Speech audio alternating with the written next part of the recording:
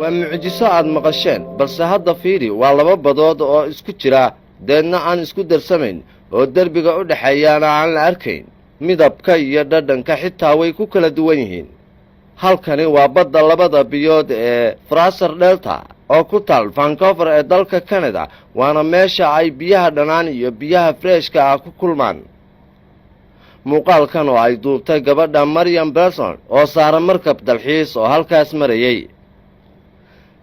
sayniska casriga ahi waxay ogaadeen inuu jiro derbi ama gidaar xuduud ah oo la dareemi karo inuu u dhaxeeyo labada badood ee aan isku darsamayn waana biyo ku kala duwan heerkulka cusbada iyo cufnaanta laakiin sayniska reer galbeedku waxay aaminsan yihiin inay biyaha badda ma ahee biyaha kale ay yihiin biyaha webiga Strait of Georgia oo ku dulqulqulaya badda Fraser Delta tani waa cibro ay xilli hore ogaayeen dadka islaamku waxaana ilaahay ku sheegay quraankiisa kariimka in ay jiraan barsaqeynka oo uu ka yeelay laba badood oo isku jira oo haddana aan isku darsamaynin gabagabadii waa anigoo Bashir Umar Cali oo idin leh